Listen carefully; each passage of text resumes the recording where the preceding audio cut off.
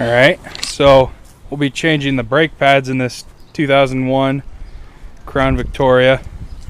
And these are all the parts you need. Here's a jack stand. We are using a C-clamp, and for this one we have a 14mm wrencher socket and an 18mm wrencher socket. We're going to be using an impact, PB blaster, blue Loctite, and you'll need a socket to get the wheel off, and then of course your Duralast brake pads, and we'll be changing the rotor in this too. Alright, these two bolts are 14mm on this Crown Vic, and we're just going to hit them with some PB blaster, kind of let them soak in. You can see I had them a little bit, but alright.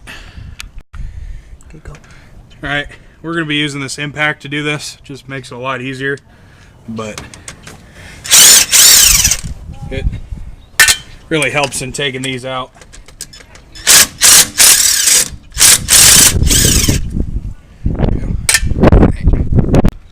Alright, one thing I didn't mention earlier is we're going to need a zip tie to hold the caliper up when we get it off.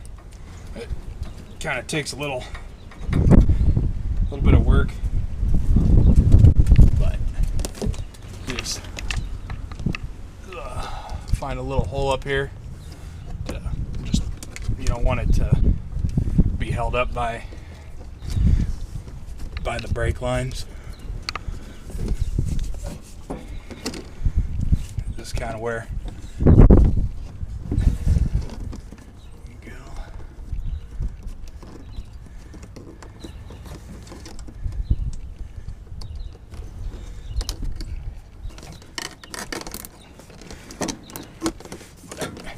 Just so it holds itself up, and then take these off, set them to the side. Then we're gonna hit these two. Here, get over here. These two 14mm bolts on this, or 18, I mean, on this Crown Vic. We're gonna hit them with some PB blaster and let them soak for a little bit. Alright, we're going to be using the impact again to get these two 18mm bolts off. It makes it a lot easier. Just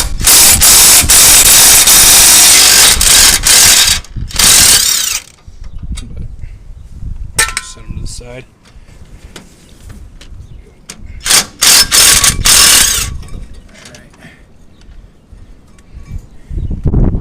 Alright. And this just pops right off.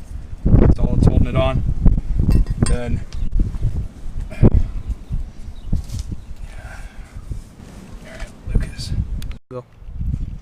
Alright, and then we had to use a mallet to kind of hit the back of this. It was kind of rusted on, but after that it just comes right off, exposing this, and it's about as easy as that. Alright, okay, we got the new rotor here. You just take it off out of the sack, just throw it on here. Alright. Grab me that rag real quick. Okay, go. Alright, so we're just going to wipe off the oil that came from the factory on this. You don't want to have any oil on there. Then just throw this back on.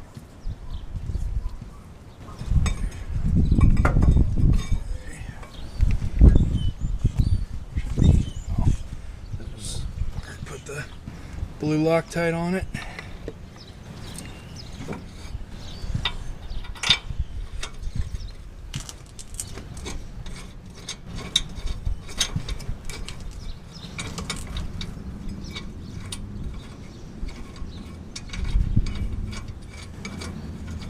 Got it. Alright. One little trick I have is I put a lug nut on this so this doesn't move around.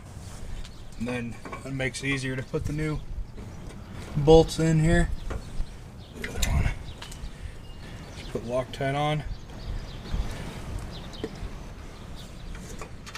And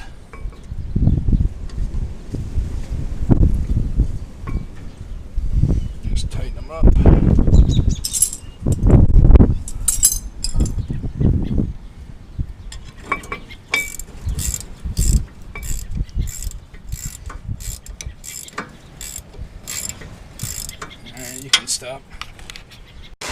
You got 1 sec. Okay. Alright, now one of the tricks there are to doing this instead of actually getting the tool is you take one of the old pads, you put it there, and you take the C-clamp and kind of do this with it to kind of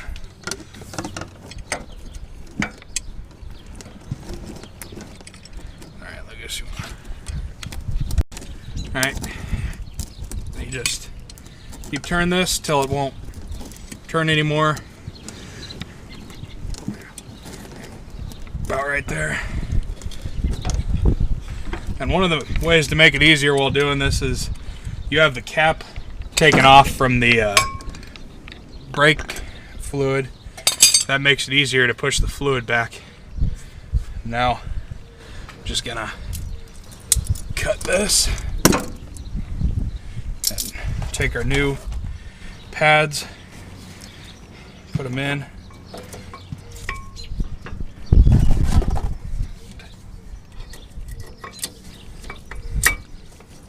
Just like that.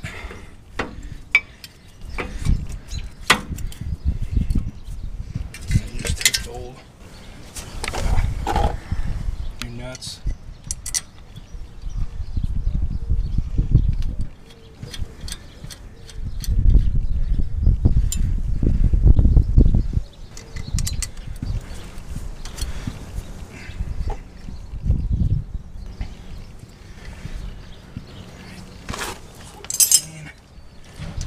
Just tighten these down.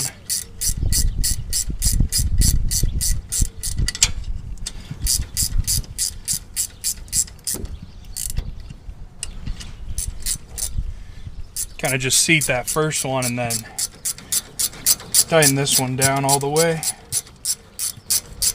These ratcheting wrenches really help. And then tighten it down.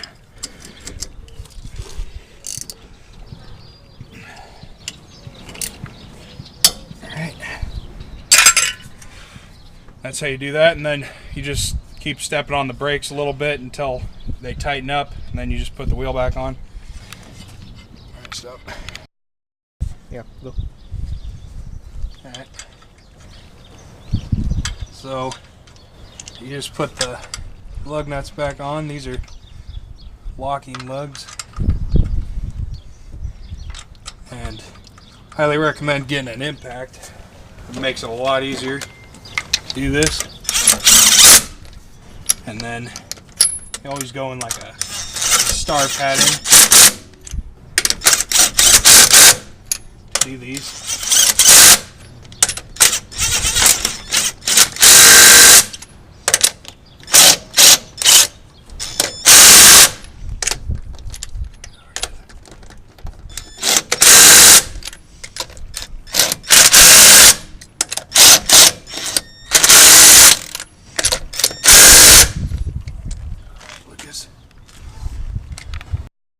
Go.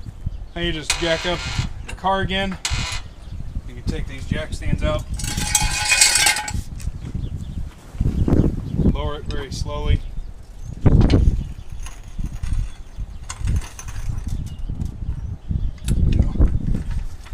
Then take a torque wrench. And most cars are 100 foot-pounds of torque. You do that in a star pattern.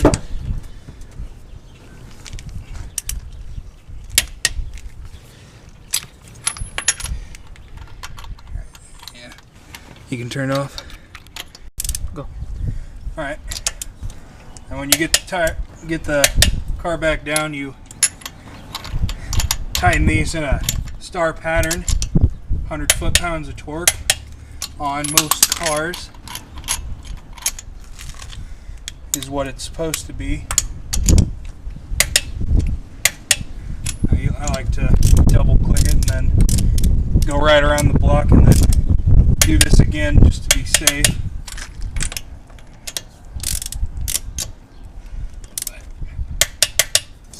Simple as that.